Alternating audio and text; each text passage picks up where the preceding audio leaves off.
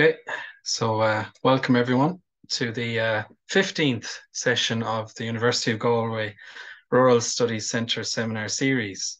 This is established in conjunction with the Department of Rural and Community Development. Just want to acknowledge their role in this. My name is Shane Conway, as some of you may know. I'm a project manager and adjunct lecturer here in the university. My research and teaching predominantly focuses on well-being in the farming community, social inclusion of rural areas, generation renewal and ag, and the human side of farming more generally. So some of you may have heard me speaking during a previous session of the Rural Voices series about the Farmers' Yards social initiative for the farming community I'm leading.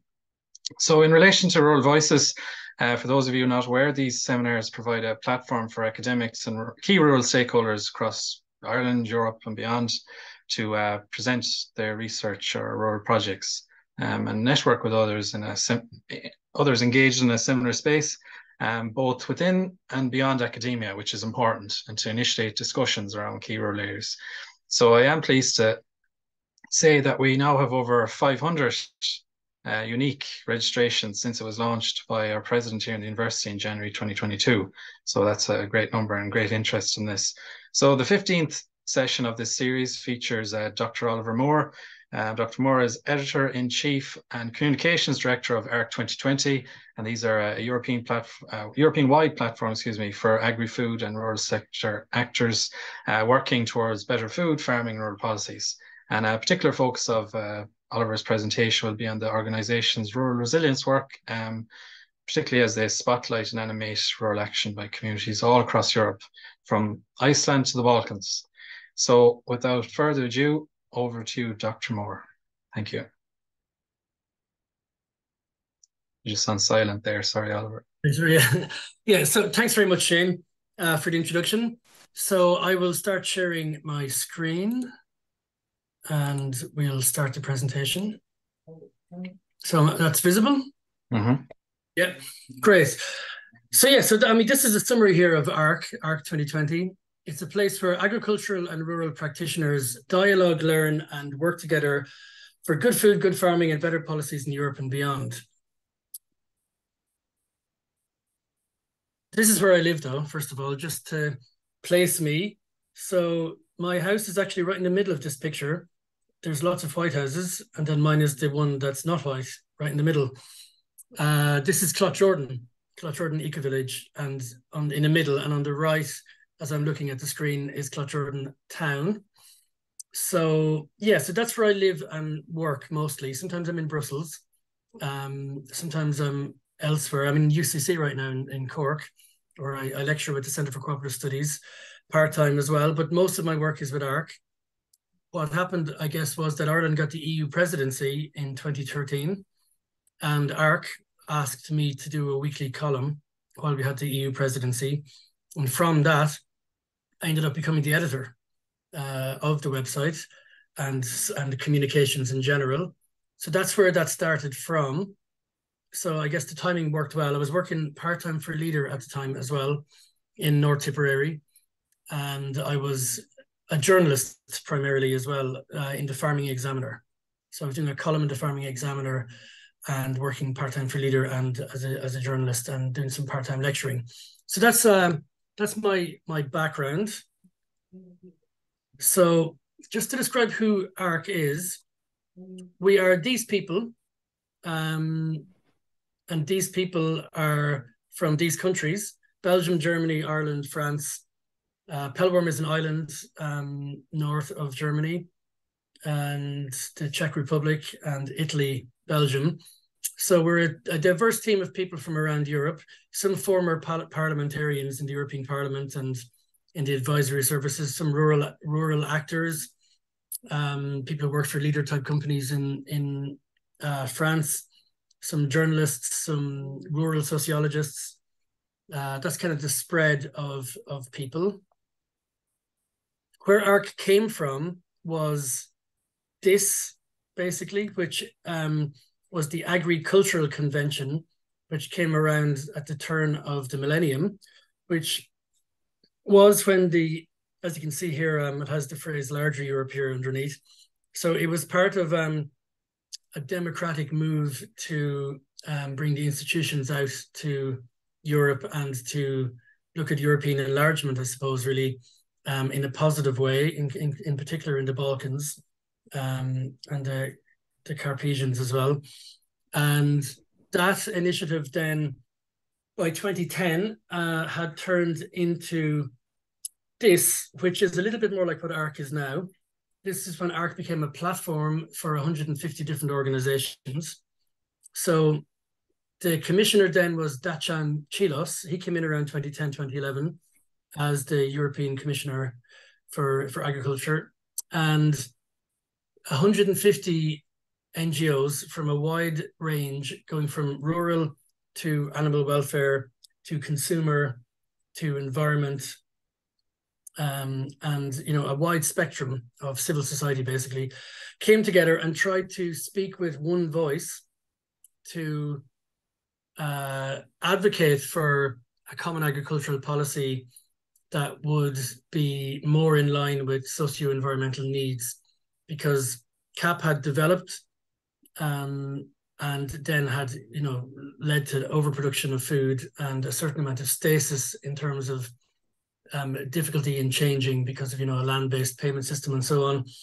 So the NGOs and other organizations came together when there was a commissioner we thought might have been quite sympathetic to change, and advocated then from 2010, 2011 up to 2015 for changes to take more socio-environmental dimensions into CAP. We've been independent since 2015, and we focus on more or less these three things: critical agri-food and rural policy development and analysis, spotlighting and amplifying resilient people and places, and communicating about those things. So people sometimes wonder, what is ARC exactly? And we are slightly unusual because we do fast policy analysis and more detailed and robust policy analysis. We really spotlight fairness for farmers and rural issues. Actually, this week's Farmers Journal has an article in it about our most recent report on fairness in CAP. So if you buy the paper this week, you'll see that in there. And then we communicate, and spotlighting and amplifying resilient people and places. I'll do a lot of talking about that today, because we find places people are doing interesting things, in a mutual aid kind of way, and also engaging with policy constructively. And we try and help them do what they're doing and amplify the stories and reach out to Europe, so other people can learn from what's happening elsewhere in Europe. And we communicate about these things. There isn't, unlike, say, in the United States, like Europe isn't the same type of animal as the US. There isn't like a European health service. There isn't, the CAP is one of the most pan-European things that there is in the EU. There isn't like common media, really, common services. The closest thing is probably Euractiv to a common media that isn't like specific to a one country. That's more about Brussels-based news. Obviously, Politico and Agrifax do a similar job as well. So to an extent, ARC does a job like those entities too, not with the same regularity of news coverage, but nonetheless, we communicate about policy issues from a rural fairness and farming and environmental perspectives, and on these people and places doing interesting things. This is a very complicated diagram that I will make a little bit less complicated immediately by just focusing on the top of it. This kind of explains everything, but it looks a bit complicated. So if you look at the three yellow boxes here, you can see policy, practices, and news and information. So it's the same basic stuff again, critical and in-depth policy analysis. And you can see in the green boxes then underneath where that is. So it's about CAP, and it's about the EU Green Deal, and the EU Green Deal seems to have hoovered up lots of policies like on rural and on circular and so on. So we try and give a good run on all of those policies. Practice from the ground up, we'll talk about later as well. And then the news, we'll get to these things. And we organize events, we provide tools for people to analyze things, and we publish on social media, in our website, in advocacy letters and reports. We have a staff and board, as would be typical. We network with other organizations, and we're funded by currently mainly 5 European foundations, and sometimes smaller funding from smaller sources. But yeah, our funding comes from these kind of sources at the moment, which, yeah, so it's like Foundation de France, Foundation pour le Progrès de l'Homme, Marion Foundation, Porticus, and Heinrich Böll Foundation in Germany. So, yeah, so I've probably said this already, so I'll skip through. It's just describing what we do again. But I'm gonna structure this presentation around these 5 things: practices, people, places, participation, publishing, and policy. So that's actually 1, 2, 3, 4, 5, 6 things. I'll be as prompt as I can with them, but yeah, that's like covers most of what we do. So the practices, generally speaking, we promote an agroecological approach to farming. When you get down to it, there are so many socio-environmental needs, and sustainability is about, in its most basic form, economic, ecological, and social dimensions. So agroecology tends to cover a wide spectrum of those. So generally speaking, we tend to promote agroecological approaches to farming, such as agroforestry. And we give farmers all around Europe a spotlight to do a regular column on our website and in our outputs called Letter from a Farm. So here are some of them. The woman in the bottom left is from Romania. The woman in the middle is from Austria. A couple on the right here, as I'm looking at it, are from Iceland. That's a very interesting farm in Iceland. Yeah, I'd recommend having a look at that particular letter. It's quite amazing. The top right there, that farmer is from Mayo. That's Sinead Moran. That's her herd actually of cattle. But actually at the moment from Ireland, we're getting another Shane Casey from the Burren is a letter writer from Ireland. And then this couple in the top left are from Hungary. And these are sort of seasonal letters that are ongoing over a period of years, just to give people more of an idea of the trials and tribulations of trying to farm agroecologically in rural Europe. So that's the people bit. So I was going to go through some P's. The next P is places. So we have this project which from 2020 to 2022 was called NICER, those Campagne en Résilience. But it's a rural resilience campaign that we ran. And now it's just called Rural Resilience, and we're also doing it in Germany. And we focused a little bit of attention on a place in southern Brittany, or the Loire Atlantique region of northwest France, called Plessé. And we noticed that they were doing some very interesting things. So we wanted to tell the rest of Europe about it so that the rest of Europe could learn about it. So that's what I mean when I say there isn't a pan-European media per se.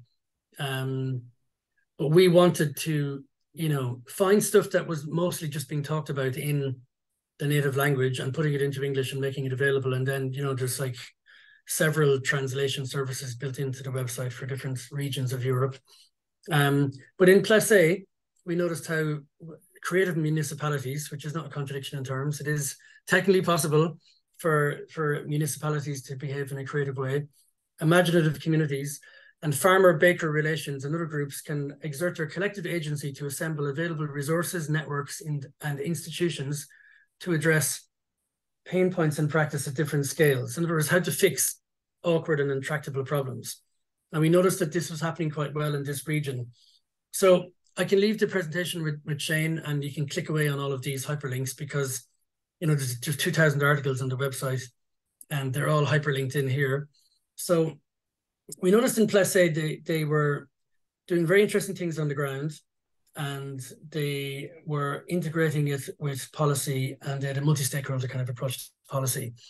So on their left here, we have, when I went there last autumn, I noticed that they were doing these 4 things, and they were using these on the left, and they were using these 5 institutions or organizations to deliver them. So they're focusing on their well-being, connecting at the community level and the political level, finding cooperation opportunities at all levels in agri-food and rural policy, and developing a deep and sincere culture of critical engagement and alliance building. That all sounds lovely, and lots of people probably think that that's descriptive of their region in Europe as well. But what they also have is these things over here on the right. There is a land monitoring agency in France called SAFER. So the impact of land sales is checked before. It's not just a complete free market in France. For decades, they've got a land monitoring. Like we used to have a land commission in Ireland for decades. We don't anymore. But they have one in France. They have this thing called GAIAC. Now, this is not part of CAP. It's not the GAIACs in Pillar 1. This is what's called common agricultural groups. So tens of thousands of farmers in France collectively own farms. So that's between 3 and 10 people owning a single unit. We don't really have that in Ireland. We have the big co-ops, obviously. But in this particular part of France, in particular, the GAIACs are very strong. So there's at least 40,000, possibly more, GAIACs in France. And SCOP is another co-op model that they have in France as well. And it allows food processors to form cooperative structures. Tiers de Liens is about making land available for agroecological farmers. So that's like a land trust that people can sort of bequeath land to. CVAM then is a network which provides innovative training for people. And KUMAs are machinery co-ops. So KUMAs are very efficient, cost-effective farmer-owned machinery co-ops. And they help with agri-transition because in this part of France, 20% of farmers were organic, which is quite high by European standards. But the percentage of farmers who were members of KUMA was over 50% in the region. And the KUMAs were led by the organic farmers of the region. So these machinery co-ops were, the majority of people in the machinery co-op are also organic farmers. But when you have these 5 things to work with, it makes on the right, it makes the things on the left a lot easier. And we just wanted to kind of, and all of this work tends to happen in French and nobody ever finds out about it outside of the French-speaking community. So we just wanted to tell people about, look, there's these structures you can use. I mean, the start of machinery co-ops now in Ireland. So like study trips to Brittany are happening and all that.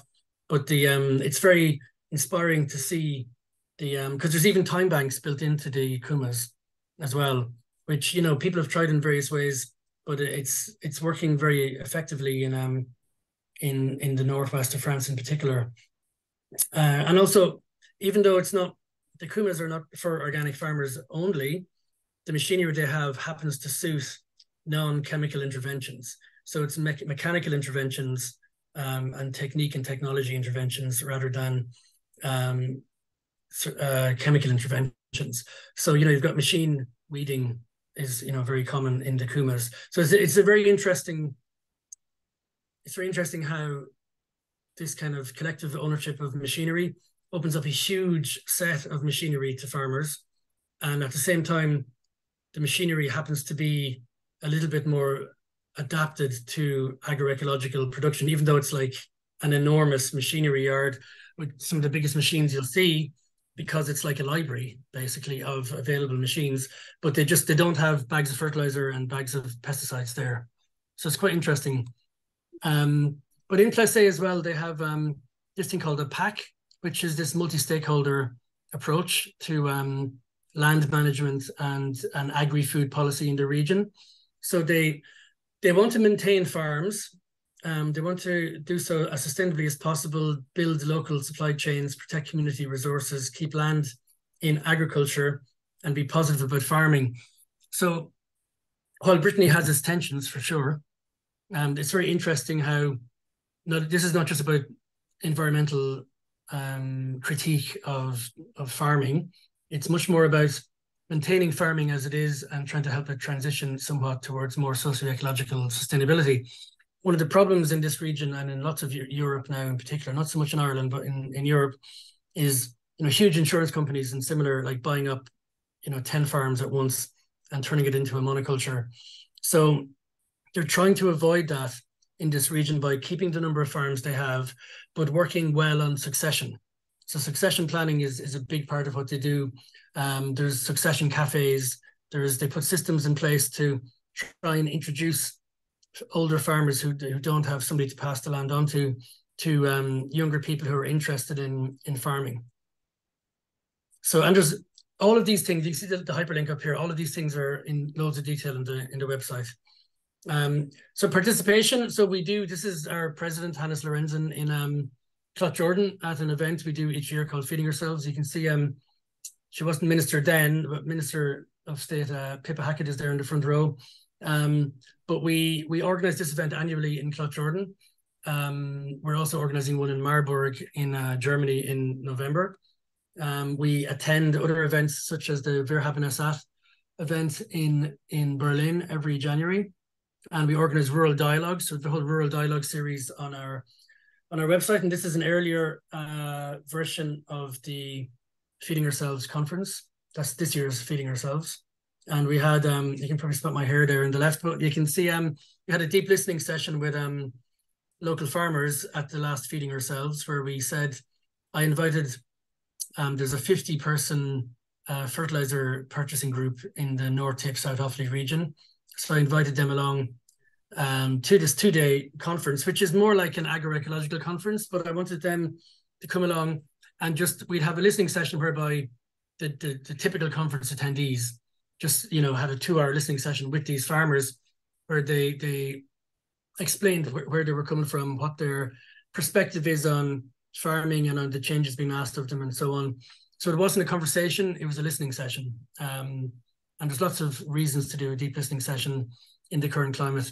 And that's what we did. I can talk about these things afterwards if people have specific questions. But that's the kind of thing we do in terms of participation. We also publish things like this book called Rural Europe Takes Action. So this is a policy guide, but also it's where we introduce people to like dozens of interesting initiatives all around Europe. Bicycle delivery of, foods, and Sami people in the north east of Scandinavia and their perspective on development and on rural development. There's dozens of examples, and you can click away here on the actual book itself. There's an ebook version and a PDF version. We also included an unwritten regulation to replace CAP, because why not be ambitious? And this is, as we have always done, we've tried to integrate the rural and the food into the planning as well. So it's not just about an agricultural policy, it's an agriculture, food and rural policy. And that was our original communication in 2010 was similar. There's lots of detail on the book, Rural Europe Takes Action, which we launched in the European Parliament here. That's here in these 8 points on the left. But I think one of the more noteworthy bits was that we were talking about trying to develop a transition towards rule and exception being flipped, so that by 2040, something equivalent to an agroecological approach, or like in reality, that kind of means really like organic production, because that's been codified since the early 90s, really, in the European legislative system. So that that could become the default position, and that the exception is, because at the moment organic has to get certification to show that it's different, whereas it could be the basis of production if we spend a couple of decades trying to adjust. If you look at the sustainability indicators developed by people like Reginald's study in 2016, he had 12 sustainability indicators, and organic was outperforming conventional agriculture in 10 of the 12 indicators, and equal on one and lower on yield, obviously. But when externalities aren't really properly accounted for, it's always going to be awkward to reach yield levels that are at the conventional level. I won't go into all the elements of the book here now, but you can click away on the book in your own time. These are some of the publications we've done on rural Europe, rural Ireland, different places that are doing interesting things. We have our website, which we use for publishing, and yeah, as I said, about 2,000 articles there at this stage now. These are some of the publications we've done and reports we've developed. on technology, on CAP itself. We're very CAP focused, I suppose, really. We have a newsletter, monthly and weekly newsletter, and various social medias, as I'm sure you can imagine, which, you know, sometimes get reasonable traction from various people, including the commissioner in this case. The policy work we do, we mobilized 400 organizations to sign a joint letter on the CAP in 2021. And yeah, we're in the policy section here now. So this is the kind of policy work we do. So we do a lot of policy work on CAP. Even that article in the Farmers Journal this week is really about fairness in CAP and how the CAP is supposed to have internal and external convergence completed and doesn't, and what that means, relative levels of capping and so on in different countries. And we do quick analysis of things like the nature restoration law, which was very big in the news for a long time recently. And then we do more detailed. So we do kind of quick news analysis and then detailed policy analysis on CAP, the CAP strategic plans in individual member states, and on all aspects of the EU Green Deal. These are some of the organizations we work with. We have monthly meetings on CAP with these organizations around Europe. Some European, pan-European, some specific to countries. So in Ireland, it's the environmental pillar. But most of these are more multi-stakeholder than the environmental pillar.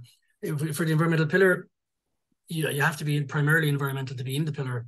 Whereas Collective Norir, for example, involves farming organizations and health organizations and various other organizations as well. So I suppose I'm going to mention this bit as well, just because it's more relevant to the audience here. So, and you know, we're not afraid of critiquing things that develop at the institutional and even social movement end of the rural dynamic. So we're quite supportive of the European Rural Parliament Initiative. You know, we've been involved and we attend, but we'd like to see maybe policy proposals coming from the declarations that are made at the Rural Parliament each time, and a mechanism for integrating some of these policy proposals to start going through the institutions, because that's not currently happening really with the European Rural Parliament.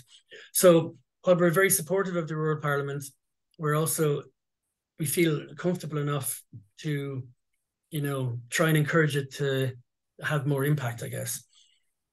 Speaking of impact then, we are probably more critical of the Rural Pact in the sense that there is no strategy to it, there's no money behind it, and it's kind of dependent on a lot of voluntary work from a lot of people, hoovers up a lot of time and resources from very skilled and talented people, and what is it delivering?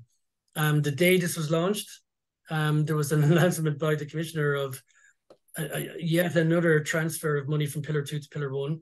It was somewhere between 1 and 1.5 billion euros transferred from Pillar 2, the rural development pillar, to Pillar 1. But he still made a speech about how important the Rural Pact was. And we're not saying it's not important, but what we are saying is it needs more support. There needs to be a strategy, there needs to be targets, there needs to be timelines, there needs to be money. And if you don't have those things, it's a very time-consuming way to use up a lot of people's goodwill, we would argue. So we're not actually involved in the Rural Pact, and by not being involved in the Rural Pact, we feel that we can be a little bit more constructively critical of what happens in reality, because rural is constantly, ever since we got Pillar 2, I think it must have been a shock or something at the time, because it's been pared back and pared back and pared back. And it's always the thing that seems to be gone to take money back. And, you know, we'd much rather see a proper strategy develop. So, you know, we need a vision and a strategy for rural Europe, not just a pact with no funding, basically. Other areas that we work in, accession is always important. So this is a meeting with some of the accession states in the Balkans. It's in particular important in the context of Ukraine as well, because some of these accession states have been adjusting their internal structures for decades, so that they can have alignment with the EU when joining. The Balkans is always a little bit fraught. There's, you know, countries and micro countries even emerging that are difficult to we might not know about too much in Western Europe, but it is a fraught place, and the accession process is, you know, given more impetus now because of Ukraine. But we do some work on helping people work together in the Balkan region, in a rural context in particular. We're developing some work on digitization. So yeah, there's some of the people we work with have worked on projects like Desira and on the new Codex, which are like Horizon Europe projects that you may be familiar with. But also we have a, you know, a critically constructive take on digitization in a rural European context, because, you know, there's people have, you know, much weaker broadband availability, less training opportunities and so on, and yet we're all being told to move into digital options all the time. You know, banking being an obvious example here in Ireland. And you know, my teenage son wanted to open a bank account. He had to go into the bank and be told to go back and do a Zoom call, even though he had all his paperwork there in the bank. And it was like he was going to do a Zoom call with the same person.